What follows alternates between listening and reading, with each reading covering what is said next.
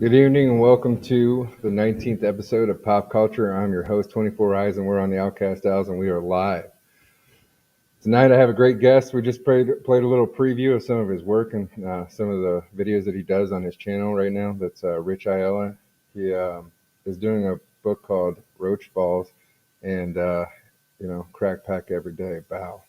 Hey, Rich, Yeah, how's it going? what's up? Got it right. Crack back every day. How's it going? Thank you, It's going 24, good. for having me on here and shit to talk about some funky old roach balls. Right, I appreciate it. No, I actually, when I first saw you in chats and stuff, I just saw you like drop the roach balls in the chat and stuff, and I was like, who is this guy? Like it did instantly attract and make me want to find out who you were. And then, I started seeing you pop up on Good Stuff's channel. I was like, man, we got to get a hold of Rich. Yeah, yeah, it was smart advertising. I was like, oh, all right, I was like, how do I do this? And I don't know. I just figured it was cool. And as soon as I know like after a while, like Fraggle was like, dude, that was dope. That was some smart advertising right there. So that was some nice clarity here from the Oh chat. yeah, you definitely dropped it in a couple of places. It's good to get some good shout outs and stuff. Like you're definitely in all the right places, and your artwork is legit, and you work traditionally, which I Yep. think is dope because you do videos showing like you doing the hand coloring. What like got you started in art, and like what took you that route? That's just been like a everyday all day thing for me as a kid. So I can't remember like what. Just it's just one of those things that clicked and helped me not really like pay attention to school. You know what I'm saying? And not pay attention to like all the boring shit. So I think that's just what really helped out with me just continuing just wanting to get better. I mean, obviously there was gaps in times in my youth where I stopped drawing, but Well, that was my question. Was like, were you good at drawing? Like when was it like a junior high thing? Were you like drawing stuff on napkins or something, or drawing things for girls, or like was it like yeah, something no, that even clicked? before that, like elementary school, the Yeah. earliest thing I think I can remember drawing was like the Beast from Beauty and the Beast and Darkwing Duck, and I was always drawing that character. And then obviously I was like I was exposed to comics like way beforehand, but I don't hmm remember drawing too much of like a lot of like Marvel characters or anybody I was exposed to at the time. So I remember drawing those characters, and then shortly after figuring out that I could draw like my own characters, kind of. hmm And So okay, so is that what like there's a lot of there seems to be like a lot of flavors and influences yeah, to like the Roach Balls like property and stuff. yeah. So like when you figured out that you could do your own thing, is that when you started like what is that like what brought about the kind of like roach balls, I guess, like development of it? Because like I don't know, it seems like there's like so I don't want to misquote it, I want to get it from you, I want to get it from the Right. source, but there seems like to be a lot of different influences and flavors in there, from like the style of the artwork to like like the vibe that the book seems to have. Right. So that's a loaded question because that whole style's been like years, you know what I'm saying? hmm Of like me just disregarding shit, me making certain attempts to like fit to a certain style and then the story dictating what looked best, you know? So which is what you got now with the style that you see now. But like fuck, I lost track of your question now. no, I'm just oh I guess I just like there was evolutions of drawing. Do you remember like the Yeah, different so like evolutions? the idea of Sully happened in 2000 like 3, 2004. So he happened around then. Cause like even before then, like as a kid, I always wanted to make a character and make a comic. But then it wasn't until then I was like, all right, this is the character for me. So I just gotta revolve it around that. And before that, the original one, even in style, was completely different from what you see like now. So it was still kind of cartoony, but it was more like thick lines, kind of graffiti like, but like Okay. clean kind of graffiti. And like the Sully from the main character was like kind of clunkier, and he was like a lot bigger and had like more of a like heavier trench coat type look and shit. So he was way different. And then afterwards, I started disregarding that shit by applying the stuff that I like with the shit that I was growing up with. So is this all like eyeball stuff? Is this something that you just were looking at books and like looking at things and just kind of absorbing, like this person draws faces like Mhm. this and I do like this? Yeah. So like even though I was exposed to comics at a young age, the first person or the first comic book artist that blew my mind was Simon Bisley. So that's like I'm on that bandwagon right there. And it was like a certain page where he's fighting this dude. It was like this brother, and he had this little bag of shit that his brother was inside too, and he was like the piece of shit. And I Yeah. remember reading that as a kid, and that was like different from like all the Disney shit or the other Marvel stuff that I picked up, like your average shit, like like Spider-Man and stuff like that. So even style wise, like all around style wise and character, I was like, yeah, as a kid, I was exposed to that, and I was like, oh, this is crazy. And thing, Is it something like family left out, or like you just like you were in the school. neighborhood and you found or something? Yeah, I Like, was in school. Somebody showed me that, and obviously it was like Lobo. You weren't supposed to have something like that in elementary school. yeah. And the other thing was a R. Crumb comic, Robert Crumb. I don't know if you've ever like seen his shit, like underground type comics, and very controversial because he drew a certain style that pissed off a lot of people. And so I remember being exposed to like his artwork as a kid. And if you knew like his shit, or if anybody in the chat knows his shit, like being exposed to that as a kid, you're just like, what the fuck? Like just big breasted women, mad pervy stuff, but his Oh artwork yeah, okay, is yeah. dope, you know? Like your old school like Penthouse and Hustler insert comics, right? Like, Yeah, yeah, and he did a lot of like stoner magazine type of underground comics with the X type work. So like it was that type of style, like cool, like cross hatching type deal, but very exaggerated cartoon features. why does this have 428 dislikes? Because I do other content on other shows, comics page. That's why. Yeah, shout out to Dean, man. Like for just be strong, dude. He's over in Victoria and they're going out there Oh my shit. god. Yeah, yeah, I don't know. Like yeah, it's insane because like Australia's got that whole thing where they can like seize your social media. So Yeah, yeah, that's insane. that's Um, wow. and Dean is an amazing artist. Yeah, stay up, dude. I fucking hope that I don't know. It's like a bad fever dream. I hope they just snap the fuck out of. So yeah, for real. I Hey. think a lot of things are shaking loose.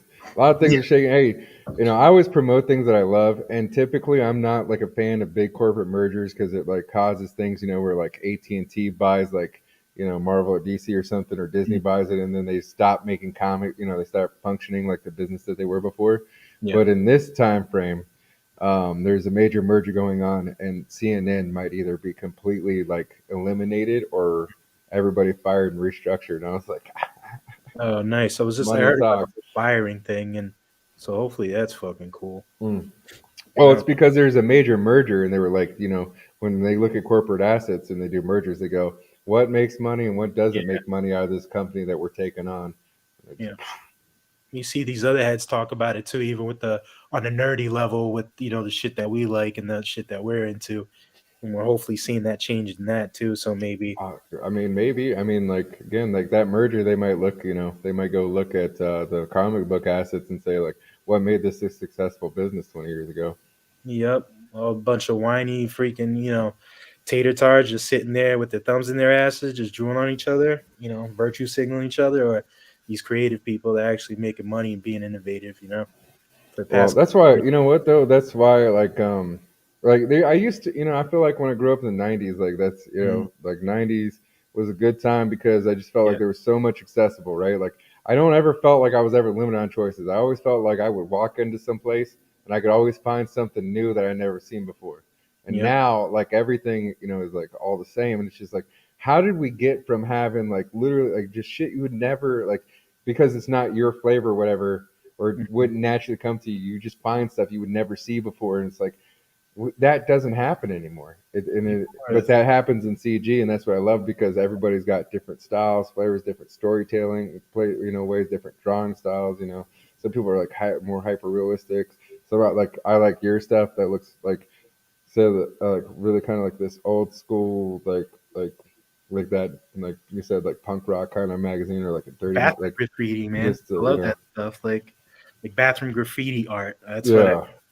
at a certain point in time when I was like developing previous sketches to work on this book, um, I tried a certain attempt with like making the letters really fucking, how the traditional dudes do it, like Hmm. by hand, very fucking meticulous and even with each other and perfectly spaced.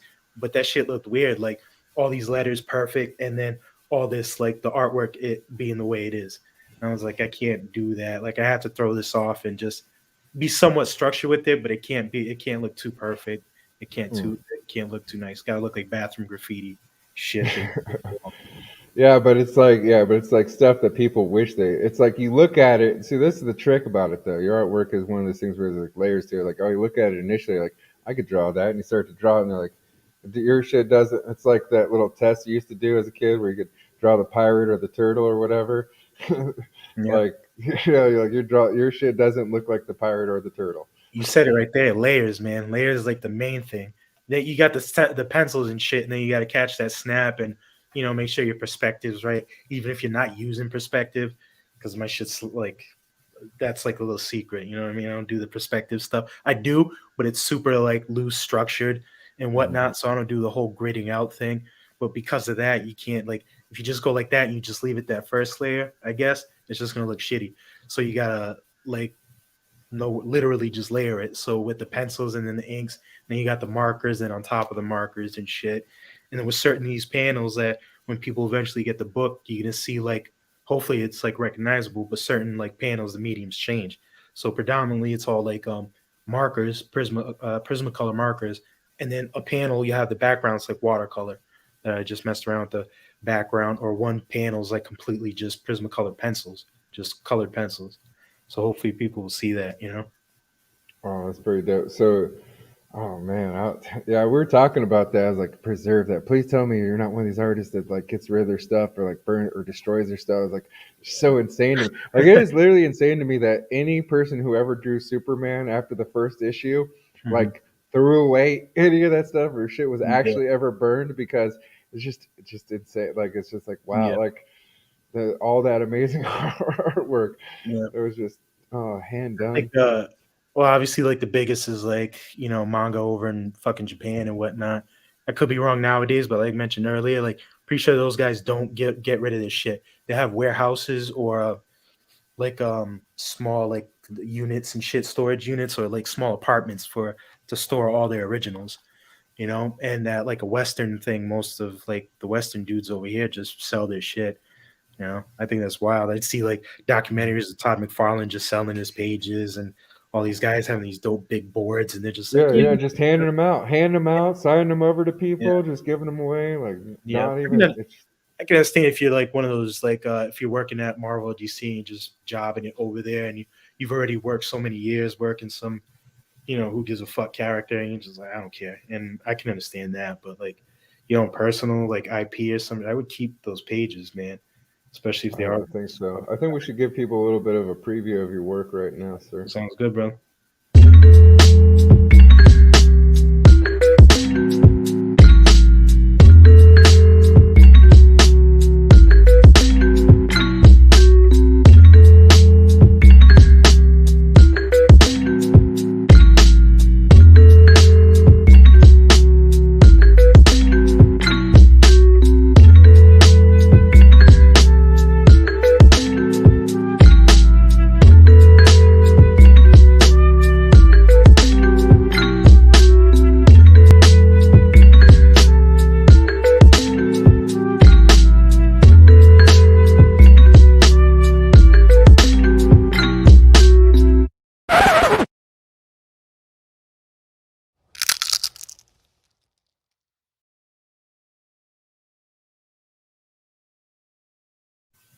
I love that. You have good cuts and just Short and sweet. That was a little sample of a video that I downloaded from Rich's YouTube channel. You can check it out. He does like updates. There's like a lot of different kinds of artwork stuff on there. Like you can see him doing the artwork. And then also, if you go into the description, you will find a link to his Patreon. And this crazy man has, like access to like all the goodness right there in Patreon. Yeah, some good shit up there. So I've been told, like what you see in those videos are actually like short little comic strips, like the Sunday funny type deals. Where they go like across and whatever. They just chop them up and they make for good short videos. So you can see that up on the Patreon and a bunch of process shit, old school sketches, and see what the hell this is, all about, sort of. No, it's Rich. Rich is being like you're being completely modest about like the amount of like material on there, and it's like $3. People, here's the steal. Yeah, it's just it's a lot $3. of good shit. For like an amazing amount of stuff. Yeah, I see That is somebody a lot of work. mentioned R. Crumb too in the chat, which is yeah. So that's definitely a heavy influence. If anybody in the chat right now loves that '90s shit, where it's like '90s cartoons, you like the '80s movies kind of deal, then you're gonna like this because I feel like I did a bit of that. Mm. Practical effects like that nasty slimy shit. This comic's got. Yeah. You I know? like you have like well okay I think that you kind of like act like your stuff's pretty simple, but like there is a lot of good perspective like pictures in there and stuff. There's like I mean your panels and stuff flow, and it is a nice like work from one side to the other, you know. Like Watching movies, bro. I don't have any problem, you know, with the progression. Yeah, no, it's a good like a still movie like trailer. It reminds me of like do you remember He-Man? Like when we were kids, they did a He-Man movie, but it was like wasn't stop motion, but it was just like and it was the voices Yeah. and they had like cardboard cutouts that kind of moved every once in a while. No, I don't remember that specifically. Oh man, it was just like the animation was just like it was still animation, but it was just like like maybe like He-Man's cat would like shine or something, or like if they were going to the battlefield, like Man at Arms little like machine or whatever did its movement, Yeah, but yeah. like everything was like still action. It was like the entire movie. Yeah, Like they so shortcutted and cheaped it out, but it was dope. there's what the fuck was it? Like some type of style, I think is what it sounds like. When the first cartoon came out, it was like Roto something or other where it kind of moved all weird. Is that what you're like talking Yeah, about? yeah, yeah. Like it's because it's not regular animation. Like it's Yeah, literally, you know what I mean? It's just yeah, like yeah, piece by piece animation.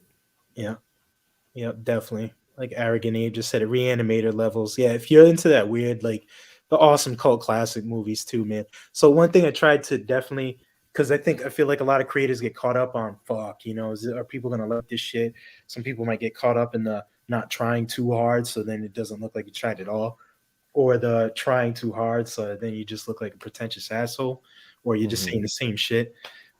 But I just try going about this a simple way, like the fan in me, which is simple, like cult classic type shit. I love the simple, straightforward type stuff, and the fan in me likes that stuff. So that's what I try to get with I this. know. Yeah, I was gonna say like when you say that kind of stuff, like it makes me think about like Howard the Duck or like Yeah, when I almost think like I would like to see like a Rich Ayala's take on like a Felix or what is that the cat yeah. not Felix what is the one that was in all the like the dirty you know what I'm talking No, about. Fritz the cat. That was Fritz our the cat, crumb. yeah, Fritz. That was also our crumb creation and shit. Okay, so there we go. Like Yeah, absolutely. I'm bad about like putting names with people's like great artwork. I Oh, just no, it's remember like all I good. really like this great thing.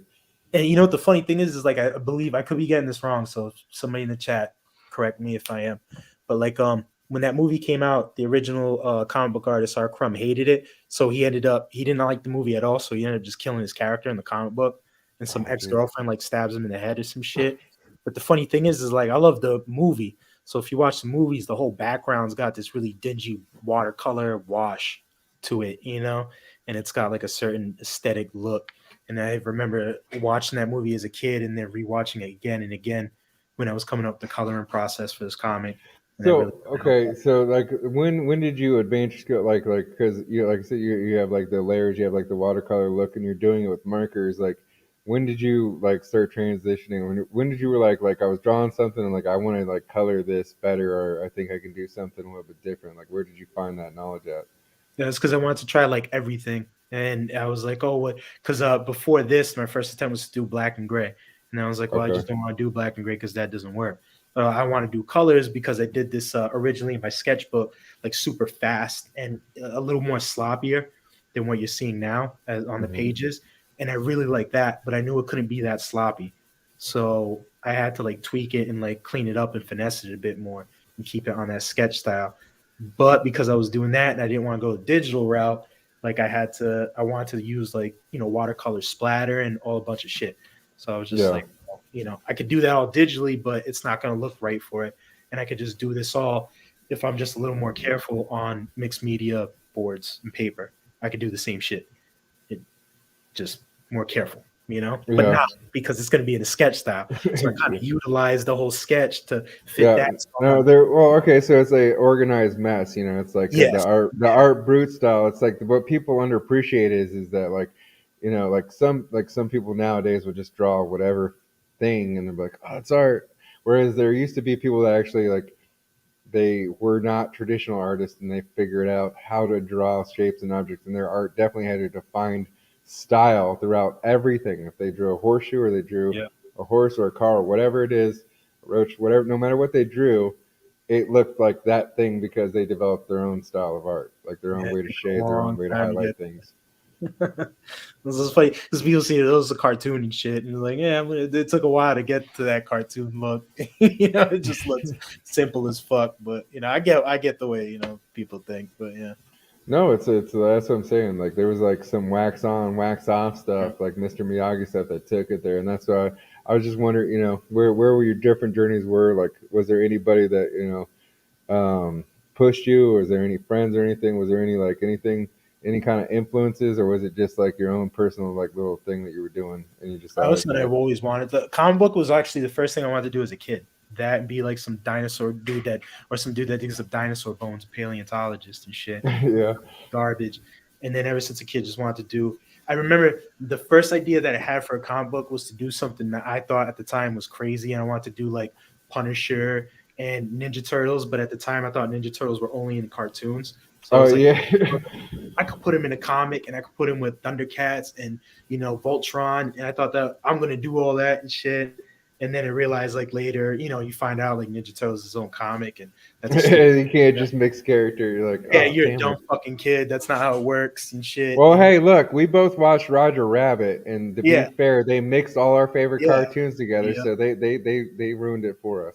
yeah. Which is kind of like you'll see an influence of that because a lot of characters, like some of them are like original characters, and then there's like parody rip-off characters, and they're just fucking kind of poking fun or giving shout outs to characters that we grew up with.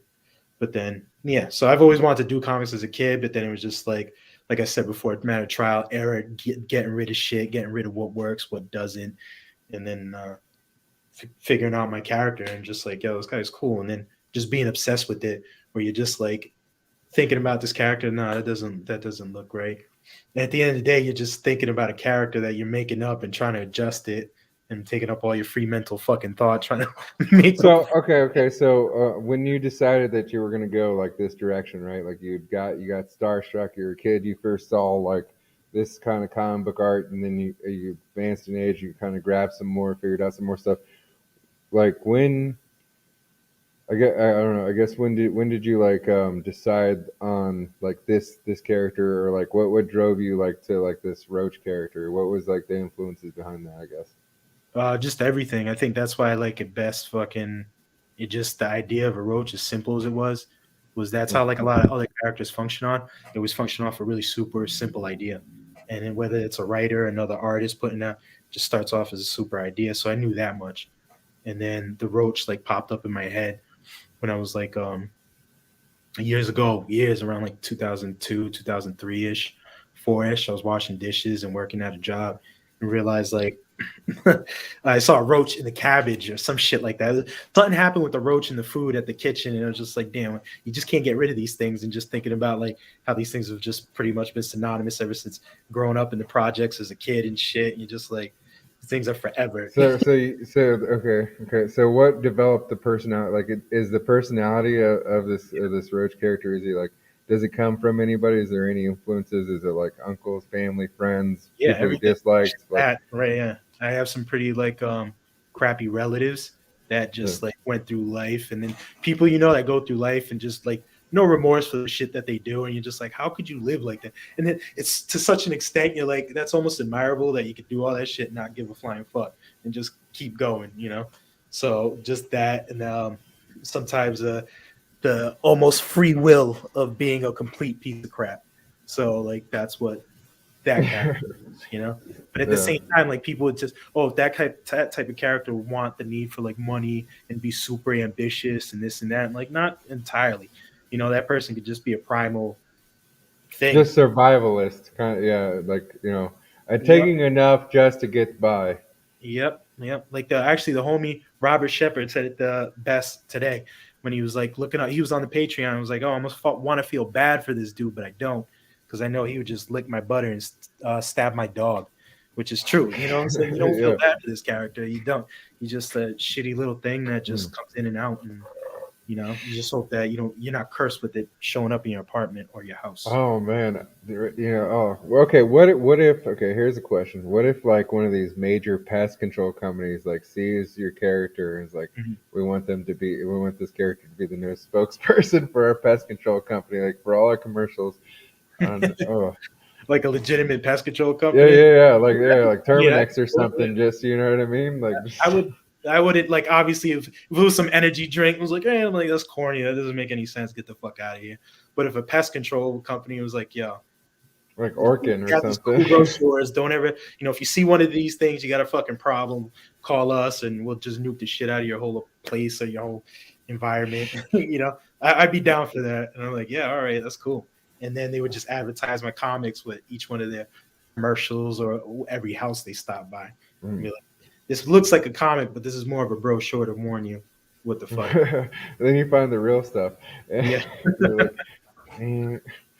But you know what? That what I think is interesting is uh, used to be certain stigmas, right? Like working in different mediums, like whether you're in like this punk rock scene or if you're in like more of an underground like pornographic scene or something or whatever. But like a lot of these people that did these things were professionals, right? Like if it was porno, let's say it was like the producer, the production guy on old videos from the 70s and 80s was an actual producer. Like he, yeah, like he actually yeah. was, capable of playing all these instruments and did, produce this track and had to record it, or brought in the musicians and composed it and recorded the track and stuff. And it's just like I think people undervalue it. You know what I mean? Like that's one of Yeah. those things. That's why I like your project because like people want to call it, like I will never allow anybody to say that it's simple. Like 'cause there's layers to it. Like you don't like there's perspectives, there's colors, there's like positioning on things. Like there's all these little cool like stylistic choices that are very reminiscent of like a different era, but it's hitting all the points. You're not missing any perspectives. It's not it's That's it's good. it's really good work. Yeah. I really appreciate it, man. Yeah, that's good because that actually like yeah, because even behind the people that even down the simplest like if a guy's recording a porno scene and the guy's behind the camera, he's got to have audio visual know-how. He's got to have an eye for what I'm saying the environment and what to capture and shit. So even if I am producing like a excuse me comic book smut, there's still a lot of fucking there's still a lot of know-how and Yeah, technique. actually, you know what though? Like, I feel like even if you call like your comic like a dirty comic, like it's not like I feel like that a lot of people that do dirty comics or whatever, they do like nude covers, like variations or something, right? Or like a nude version of the comic where they just like strip off something that they drew on extra, and Yeah, and I feel like it's like lazy and it's not and it's like more degenerate as opposed to like something that is just like this is a grimy like this is a slice of life, like this is yeah. some person that you met on the street, this might be like an uncle, this might be like somebody that you fucking crossed at the gas station, you know what I mean, like a That's real like you know what I mean, like more of a human person as opposed to like some kind of crazy like monster or something. yeah, yeah. It's that's what I'm hoping too because like Relatable.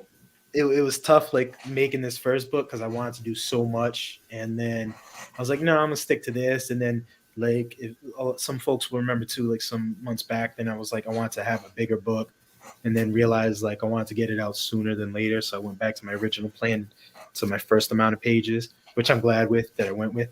But I think like I'm hoping that I capture enough craziness in this first book to sit there and like make people want to read it again, but also make them know that the second book and the third book and the fourth book is just gonna get that much like crazier. So if this shit is gonna set the I get like like this feeling like yeah, like you have a character that can just go on different crazy adventures, and maybe like you could even like almost like a Cheech and Chong thing, like where you could do different like East LA, then you could go and you could do like the Corsican brothers, and you could yeah, you know what I mean, like yeah, go back in time and stuff like that. yeah, yeah, definitely want to do that. So I have some idea. I want to like there's so many things, man. I got these things fucking written down. I don't write down my stories, so I just Mm. write it on like cue cards. Oh, there you go. And I'll just write them in different like sections and highlight what connects to what. So I don't write nothing down. I don't storyboard my shit. I just kind of like lose shit and then just go to fucking stream of consciousness type stuff. That's got to be okay. So how did you? Oh my goodness. Well, good thing that you decided to do that before you launched the camp, because I couldn't imagine like this could be a 60-page comic. Then you're like storyboard. No, this can be an 80-page comic, I guess. Yeah, I'm so glad I got a head start. Even like certain folks out there probably just look at that. If I didn't have already like a good amount of this book done, people are like, fuck no, this guy's crazy. He ain't gonna get this shit done. But I got a good amount of it done. So, but stream of consciousness, baby, yeah. Proof positive. You can check out all that work on the Patreon, which is in the description. We make sure at the Outcast Owls to include everything in the description. And let's play another piece of some of Rich's work.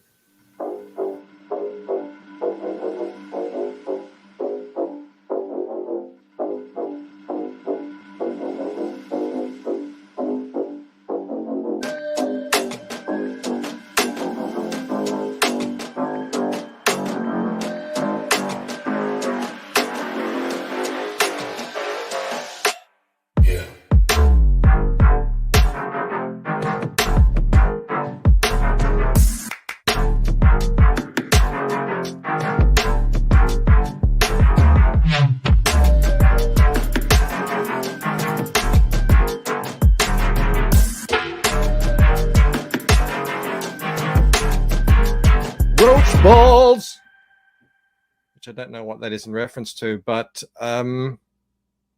yeah, I dig it.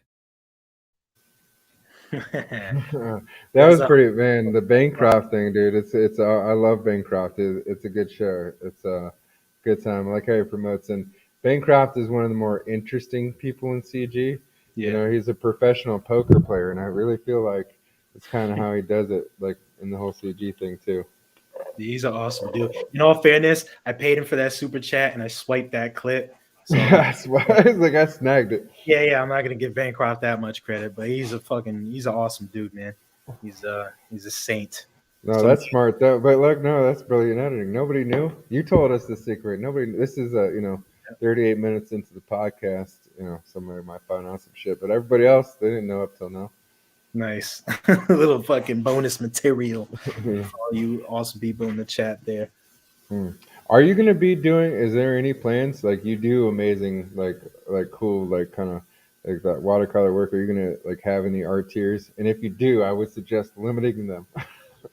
Yeah, I wouldn't pull an Irene and like have like 50, like 60 some like wood burning plaques to do. No, I'm not gonna do that. I've done I work at a tattoo shop and I've like done wood burning with the homies, and even on a project with other homies that took forever. So there's no way I'm doing no crazy complex fucking wood burning shit. Salute to her though for doing all that crazy shit. She's an amazing artist. But I will have some art here. So like the plan is to do it super simple. Get some cool ass stickers, some good stuff. Everybody in the awesome fucking chat, you guys are amazing. But I know the crack pack's been filling up the chat. I appreciate it. Robert Shepard is like jumped onto a lot of the content, and he's been spreading around. And I really, he's one of the people that helped us get up to 1,000. Good Stuff came on, did the movie along with you. I invited Good Stuff. And he's like, I got Rich Ayala. I was like, oh, fucking A, we got Rich Ayala. Like, I didn't know, that was awesome. Who was gonna like come up, and like that movie, that was a great time. Yeah. Like, I appreciated that. That was Shadow Stevens, awesome. man. Shadow Stevens is like a new favorite, right? Yeah, but the Good Shepherd, man, he's a saint too. I call him the Good Shepherd because he's just been nothing but supportive. So, the fuck was the question? I felt like I was answering something. I don't know. We were talking like I said the last thing I said to you that like there's like a Cheech and Chong thing where you had this character that you could take in like these different like spheres. You could take them back into time. You could take them to part of LA. You could take them to wherever, right? Like he has that versatility, which is really cool. What would be like out of like CG? What would be a crossover that you would love to do with Roach Balls, and what would be a mainstream crossover if you ever had the opportunity? With CG, that's a fucking simple one. It would be ARO all day, and it'd just be these guys in some fucked up sweaty jungle just doing fucked up drugs. Just lying yeah, just pissing off a cartel somehow or some shit, and just just getting crazy. And then ARL is just gonna get sick of fucking Sully and just boom, execution style, get rid of him or some shit, and then the day and the night continues. That's the synopsis of that story right there. It'd be crazy though. So art tiers, that's what it was. See, ARL, I brought it back. So the art tiers that I would have is not no wood burning crazy shit, but for every comic you bought, I would like to throw just a couple of stickers in there, and then some head sketches. So it would be on paper, probably about, this is like $8. Okay, here's a question. Would you how much would what would be the difference or the discount in the rate for a Rich Ayala Roach Balls tattoo as opposed to just walking to the shop and getting a tattoo that Rich Ayala might perform but doesn't necessarily have any like for? What the difference would be? Yeah, if someone if like there was someone's like, that's pretty dope, I want to get a tattoo, and Rich Ayala is a tattoo artist, so I can get the artist who does the comic book and do the art too. If it was a Roach Balls, like a Sully figure, it wouldn't be that much. It'd probably gotta be like, oh, thanks, you want this little piece of shit tattooed on you? All right, so all right, cool. I've tattooed some cool shit. Dude, I'm complete. I grew up. I was complete punk rock. I've gotten a little more conservative in my older age, but I still said there's things like I love that heavy metal. I love Cracked magazine. Like I go a lot of different places and travel a lot of different ways and so I like your work is dope. Appreciate it. And I was sitting there talking about it. I do theme kind of shit, you know what I mean? Like all my shit has some kind of something to it, right? Mostly some kind of neo-American. In the background, it looks, yeah, some kind of neo-American traditional kind of stuff, typically. Yeah. But yeah, no, I'm gonna do a CG. I don't have anything on my legs, so I'm gonna do like a fucking sock, a CG sock. That'd be sick. That would be dope. So I might have to go visit Rich Ayala and get a Roach Balls tattoo. Oh man, do it up, man. That would be live stream it. That would be pretty dope. Yeah, that would be stupid cheap. That would be not. I wouldn't. I don't even do those crazy rock star fucking Miami Ink prices. I'm wearing fucking mascara and shit. Like, you're not overcharging for services and booths. I charge by the hour for like work that if people want to get the work, the sleeves of the fucking big pieces, then yeah, that's by the hour. But it's not like. What's your favorite work to do, like with your tattooing? Just anything somebody gives me. It's one or two things, but nothing specific. It's basically anything that they give me free range on, but they have to be decisive on what they know. At least even if it's a simple idea. Not I don't know, and then I draw 10 things, and and that just doesn't work for me. Because I know like one of my tattoo artists that did a lot of work for me. He it would just take some weird ones every once in a while. Like a dude would come in, be a real redneck dude. Now he he did a lot of like traditional, a lot of like Asian work or whatever, and some dude would come in like, I want a photorealistic trout. And he's like, I've never done a photorealistic trout. Let's do it. Like, fuck it. Do it. Like, he would take something like that. Fuck it. Yeah, fuck it. Yeah, I mean, that's fucking, yeah, I just like to do anything that people give me free range on, because sometimes I'll do a lot of cover-ups, and that's tough when people are very specific, and it's like, have you ever thought about trying to do one of those shows, like doing the tattoo shows where you do the cover-ups? Because that show is the best show. Yeah, it's tough. And they come in like very specific, but it's like, you fucked this up the first time around, and you want to fuck this up again. I mean, you just let me do this thing, and give me a slight idea. I'll see if I can work it out, and that's it. For most things, I feel like there's a cover-up for 90% of tattoos, unless you just have something really stupid that's super thick black or super thick blue that just can't be broke up with some other ink and lines.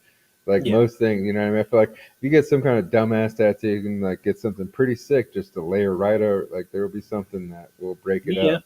But they don't want to do that though. They want to like at that point they're like, well, I want this and this. And it's like, yeah, but that your bad choices got you here. Yeah, that's why you're here. That choice that you thought looked like this looks like this now. And if you want to cover that bullshit up, then you got to cover that bullshit up with this shit and make it look like some good shit. Do you ever have people come in and bring you like a magazine? They're like, look at this person who has this thumb tattoo that's a like Rembrandt painting that's been done with like a micro needle, and they're like, "Can you do this?" I haven't seen that in forever. Last time I saw some shit like that was when I was apprenticing, when people were trying to Or do like into like probably what was that like? That's like 2000. I just dated myself. yeah, like early 2000s. No, it's Yeah. all it's fucking like up there. Like been tattooing for quite some years, so yeah, it was like people were doing small like fine art paintings, and Yeah. that didn't last long because they were just like, "This is dumb. You're dumb. Stop doing You're that." dumb. This is gonna bleed. You did this on your knuckle. It's gonna bleed out. You're a Yeah, ridiculous person. and that was at the time like people would come in with magazines like, "I want this," and now it's just phones. People got like Pinterest files and shit like that, and they come in with Have that. you done any ones that you just thought were absolutely hilarious, and you're just like, you know what, this is a complete mistake, but you know what, like, if you want it, you got it. Like some kind of like, has anybody ever came in and like some dude wanted like a tramp stamp and just not understood? Like, See, no, if somebody got a tramp stamp, that's just blatant. That's obviously funny. Most of the funny shit that you get nowadays ain't even that funny when you look at it because it's like the significant other's name or some shit like that. It's a certain size. So when you look at it, it's not funny because you're reading somebody else's name. But if you're like tattooing it, then you're like, I told you. did it blow your mind to see this transition now where people go? Because when I started getting tattoos, like my tattoo artist wouldn't have ever until I had several tattoos from him, Yeah. and like he knew I like worked or some kind of job where I could probably get away with it or something. Like there was kind of like a whole like hold on thing. They didn't let you blast your neck. They didn't Yeah. let you blast your hands, Nothing. like your face, nothing. But like now kids today, well, the first thing they'll do is get a tattoo from the top of their knuckles to like some stupid part of their forearm and have nothing else connecting it, Yep. just standing out there, some weird design or something. Yeah, Or and like it's not even filled nicely or anything like no, that. no, It's no, just like a nothing weird thing. proportionate, nothing Yeah. like that like It's a would thin line, some like weird thing that fucking niece drew or some shit. It's fucking weird. I think those lines blurred a long time ago. I don't know when. I think when I started tattooing, I was at that last bit of like I got taught by a new school guy where even the shop was kind of like semi-racist. So it's like I couldn't let that shit bother me and I just talk back.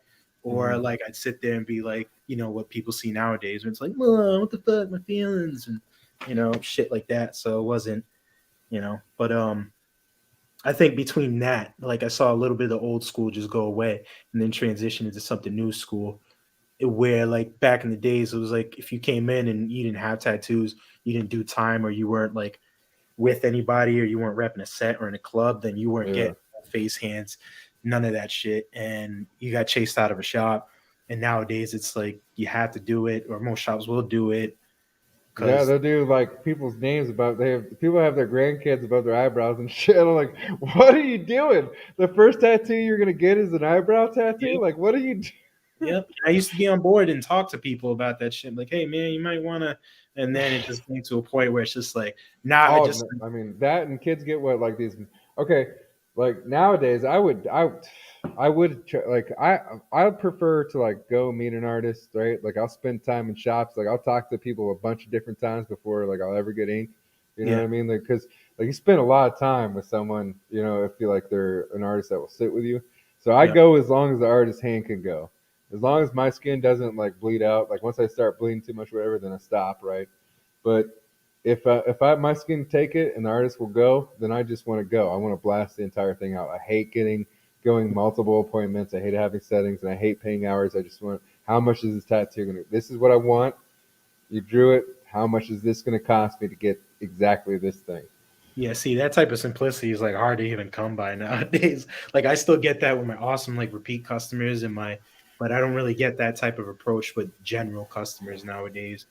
So I mean, general customers will either get like really small shit, and Yeah, like right, shit which out is of a bubblegum machine or something, right? And yeah, at that's weird fine. That's spots. cool. Like sometimes people just want the little names, the little symbols and shit, and that's fine. They come in, bing bong boom, and then they're out. Most of the times they'll tip you good, or they'll just tip you a couple bucks, which is whatever, and then they're out. Or then there's the people that come in and they want a whole fucking sleeve done up that day of the some of the most meticulous fucking designs. And Yeah. they came in at 5 o'clock and 4 or 5 o'clock Oh p.m. yeah, after you've already done a couple of tattoos, you Yeah, have like so yeah, it's yeah, like what fuck the out of fuck? here. Yeah. So you No, want that, to come in and they're just like, hey, let's get this done. I know how much, like, you know, I'm saying I know what I want to do, what I want to get, and you yeah. know, I ain't fucking around. So that's always the best thing. Which I do have my good customers that are like that, but the general consensus of customers ain't like I that. I talked to Ryan Cardinal, and he was saying that he kind of like he's just he went from doing the shop thing and having a shop and stuff to just doing the private customer thing. He's like like just having a good core customer just seems to be the way to do it nowadays. Yeah, I got lucky where I work with the shop of like generally homies, and we've all been through the same shit with like other crappy ownership.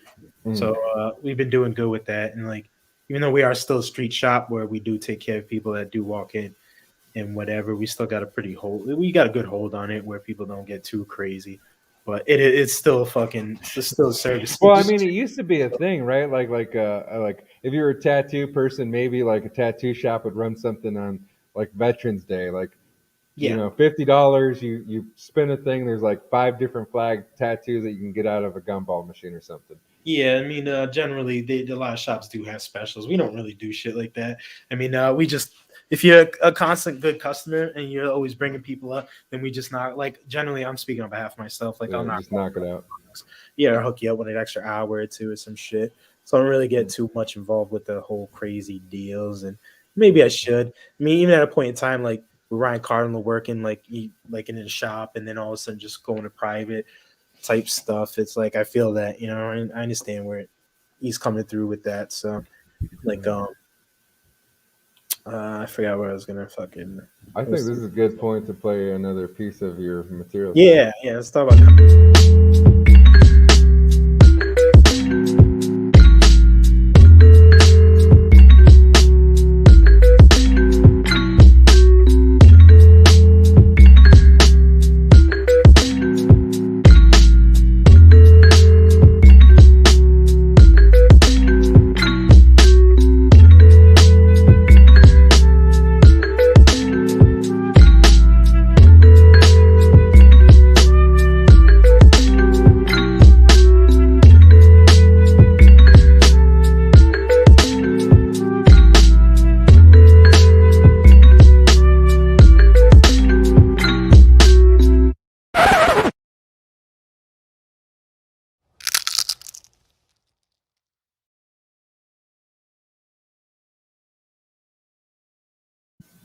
That's Rich Ayala's. Sorry, sir. Rich Ayala's Roach Balls.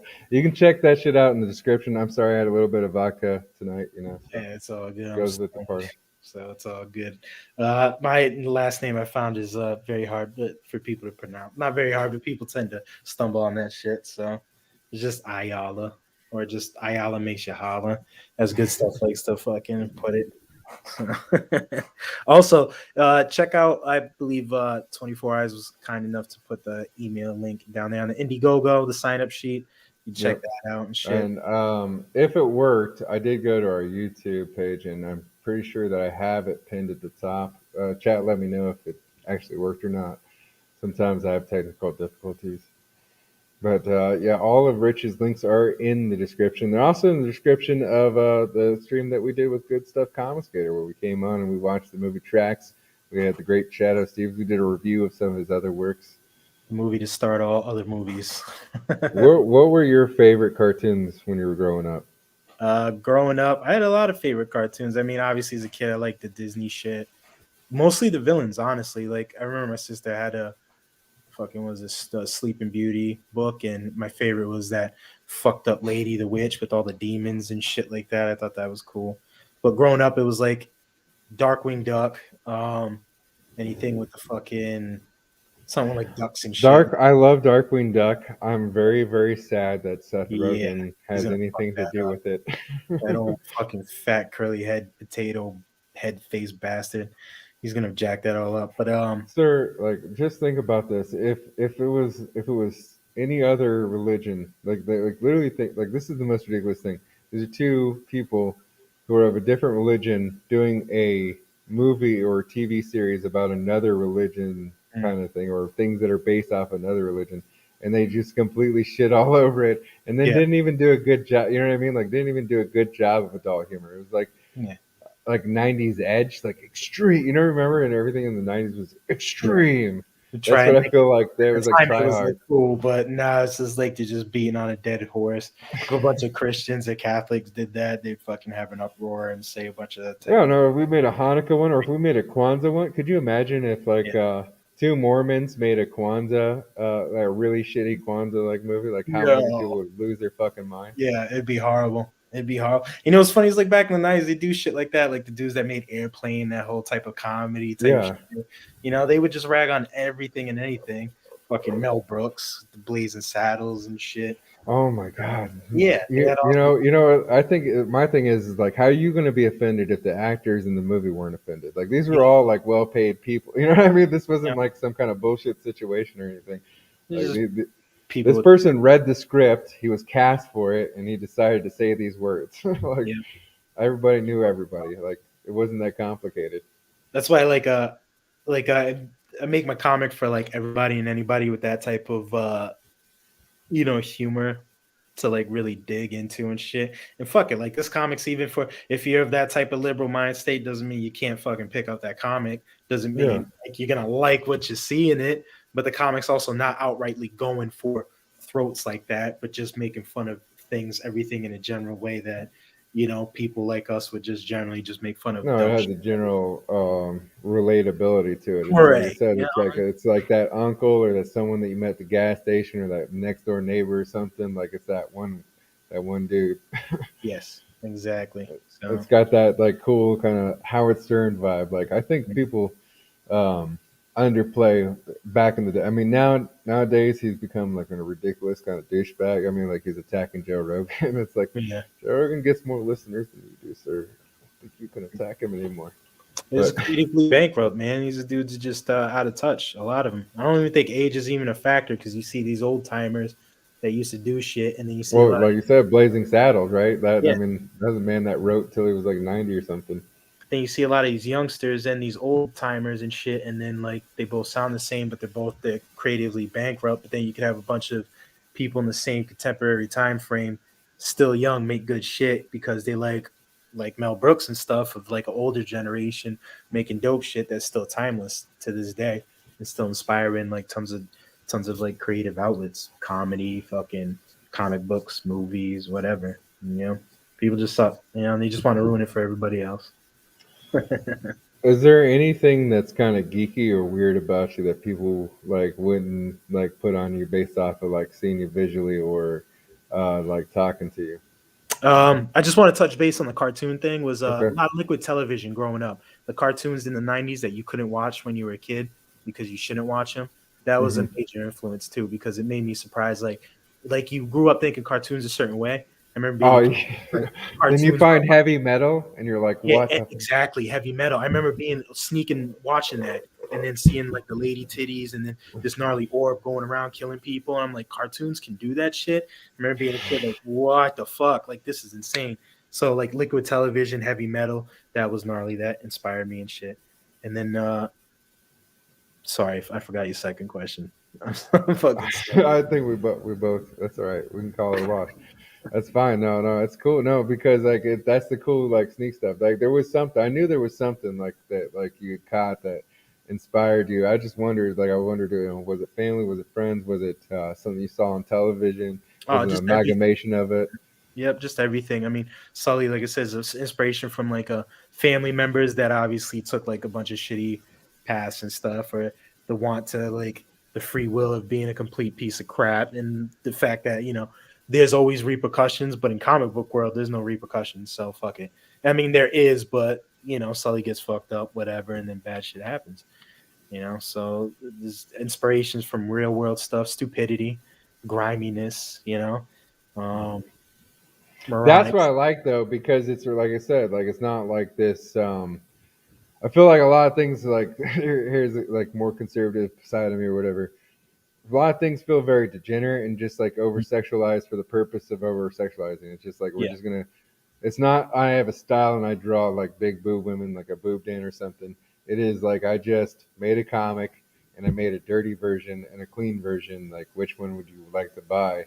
As Yeah. opposed to like these are like situations like this Roach character. He's going through these situations that are just like generally like grimy condition, like it takes you back to like human, like makes you think about like living conditions and stuff.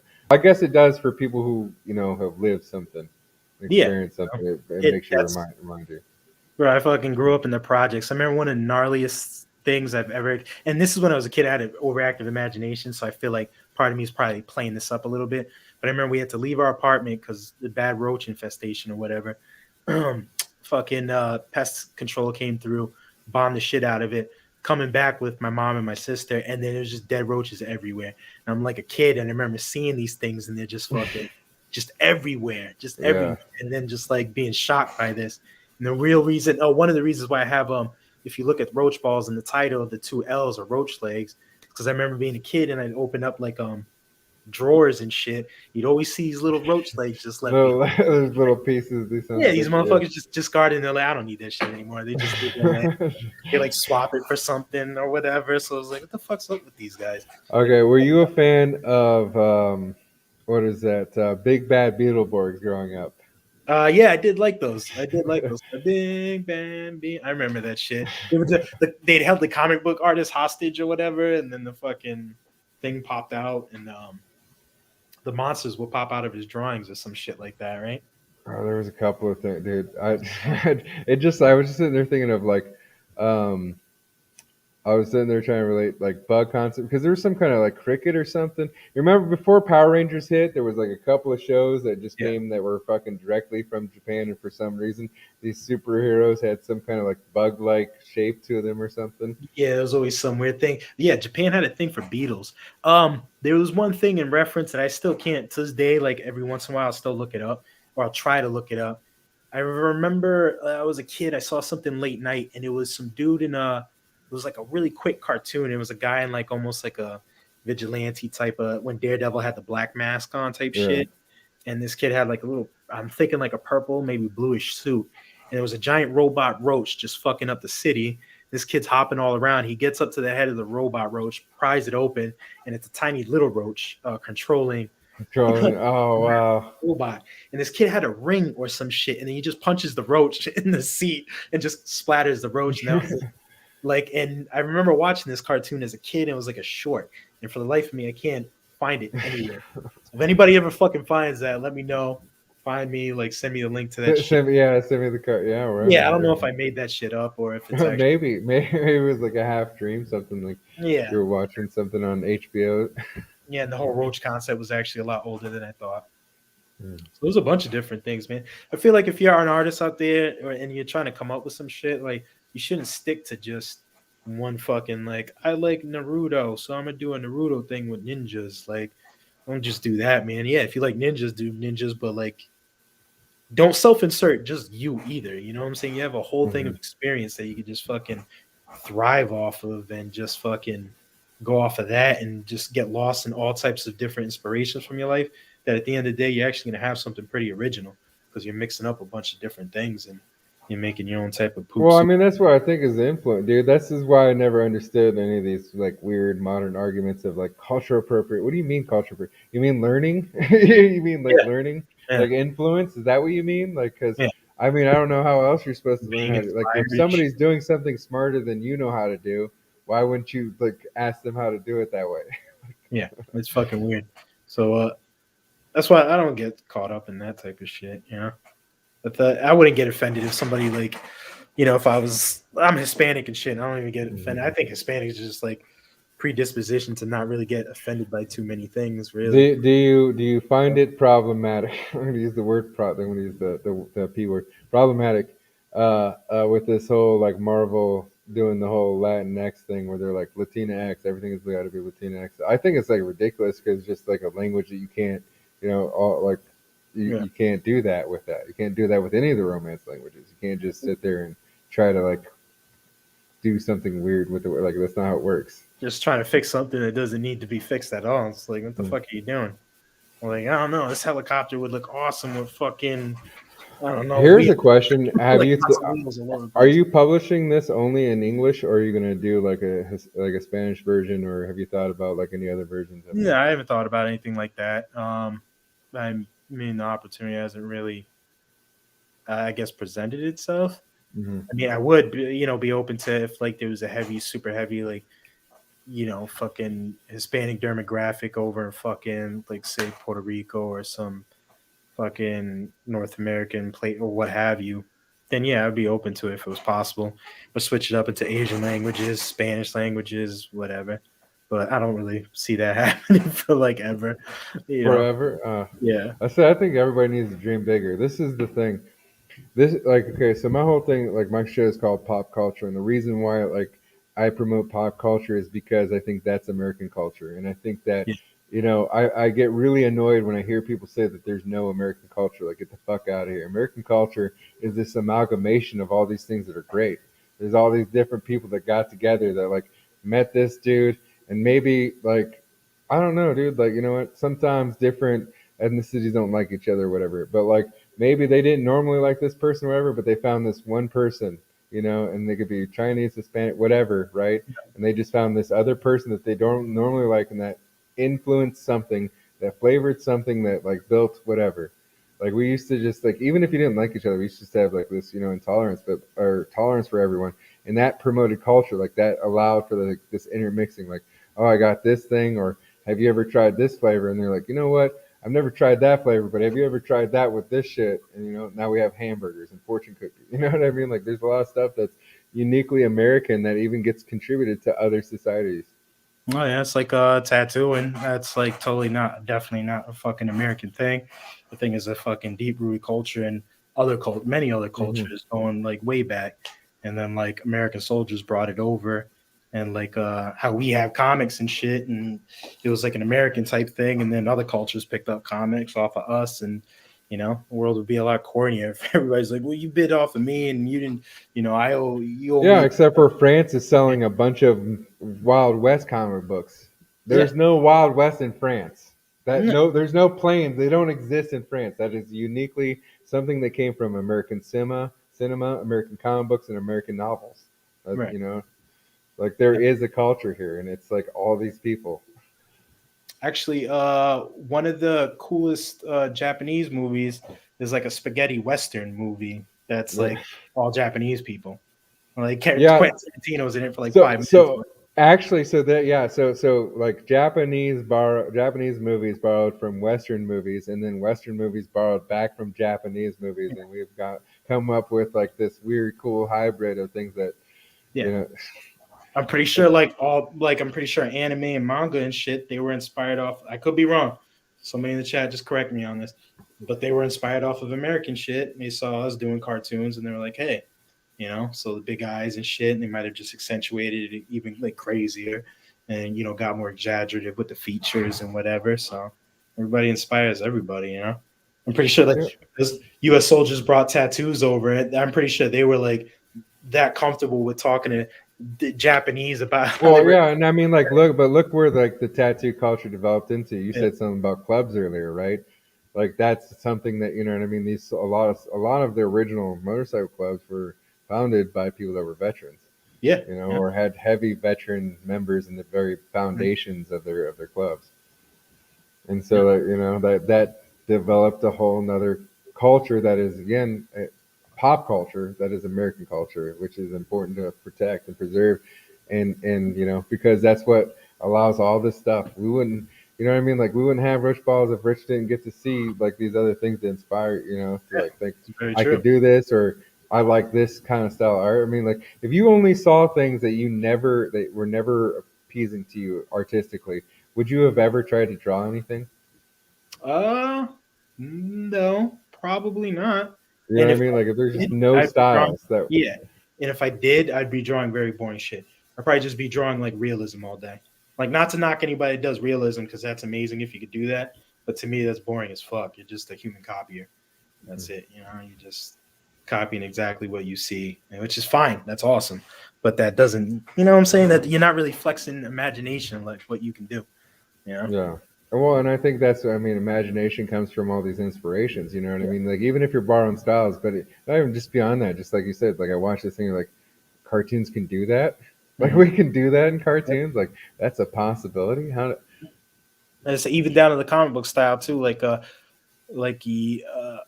the outlines were inspired by like how Bisley would do certain things. How Keith Giffen, when he was drawing like Lobo or Trencher type shit, how he would draw his outline super Oh, I thin. love Lobo is one of those ones. Yeah, and then like especially with Bisley and Giffen, the way they would draw was just awesome because they would capture so much dynamic and just their outlines would look almost childlike. So I'm just like, what the fuck? And then this artist right here, fucking Taiyo Matsumoto, which is like, I don't consider that weeb shit at all, but that guy's amazing because he can just like capture a lot of heaviness and then lightness, and then serious detail. If anybody's ever seen his shit, and then almost look amateurish and like really childlike and still capture so much style. No, there's like a complexity to the simplicity. This is but that's the thing. Like, yeah, there's like rules are as you if you like ever attempt to draw anything in your life, more than a stick figure, you'll learn like, oh, there's like all these rules and layers, and there's all these things like techniques to like build something, like to draw something, and then there's other people who learn that, but then like I don't know, bent the rule or thought about it a little bit different, or like changed their like just a little bit enough on the perspective. Yeah, and that's where you add your personal shit. That's where that stuff comes into play. You know, at the same time too, like you hear some artists talk about like the work smarter, not harder. Like you gotta draw shit. You gotta draw shit nice, but you can't just sit there and dwell on it too long because then you're just sitting there working on one page all the time, and then you're just not getting the rest of your shit done. So it's a matter of like working within like the fucking what you're working with, you know. So a comic, you don't want to sit on it too long. You want to catch that step. You want to catch that movement. So you got to work within your time frame. That's why I like the light outlines, the sketchiness of it. Because like I can honestly say, you know, I fucked up a lot of times on these pages, but because of the way that I'm drawing it, I'm allowed to fuck up and not have to sit there and start a whole page over unless I just completely annihilate it. Unless it just bothers you that much, like it's just. But see, that's kind of like, you know what that is though. That's like music. That's how music used to be recorded, right? Like you just 4 tracks, one tape, only so many times, and it costs a bunch of money to do this. Like get it right or whatever. I mean, someone plays a note wrong and notes wrong on the album. That's just how it works. The crazy practical effect, cult classic, you know, working on a budget type directors where like we just got to go in, we got to shoot this shit, do what we can. If we capture something that's fucking tight, nice, we'll make it work. And then they do that shit under pressure with a certain fucking like style of like being limited but not limited, and then that shit comes out so dope in the end. So that's what I'm fucking. I got one more of your videos in my vault here to play, so I think we should do that real quick. Sounds cool. We'll do some wrapping up after that, sir.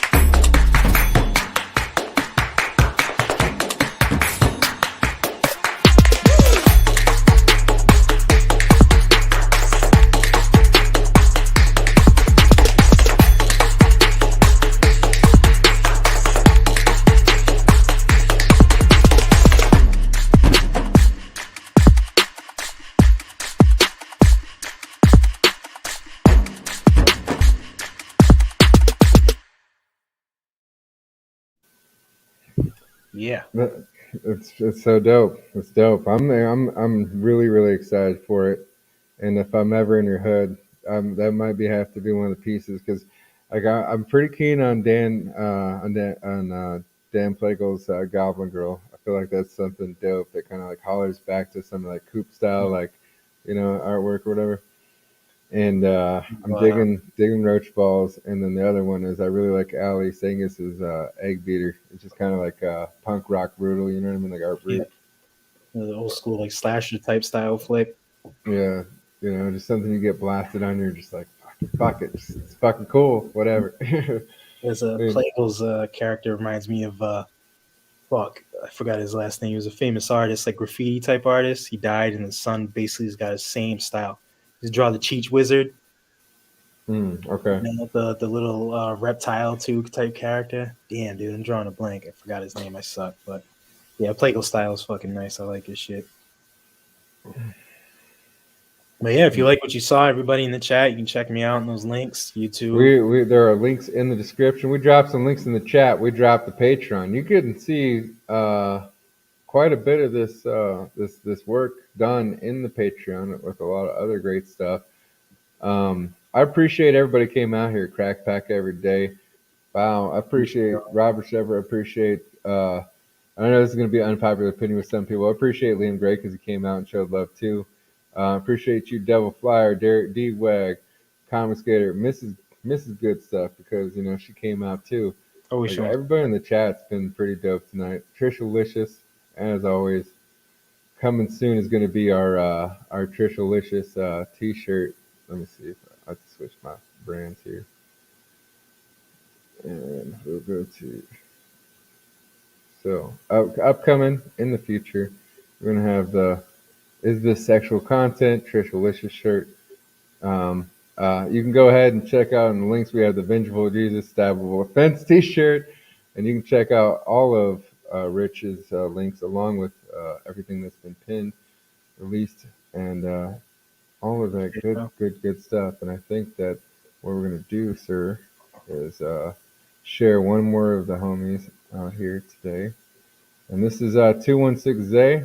216 Zay is working on getting 1,000 subs. He's a rapper from the Cleveland area, and he's an Outcast Owl and a big supporter.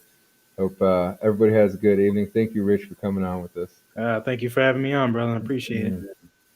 And we'll play this out. Stevie on the beat was good.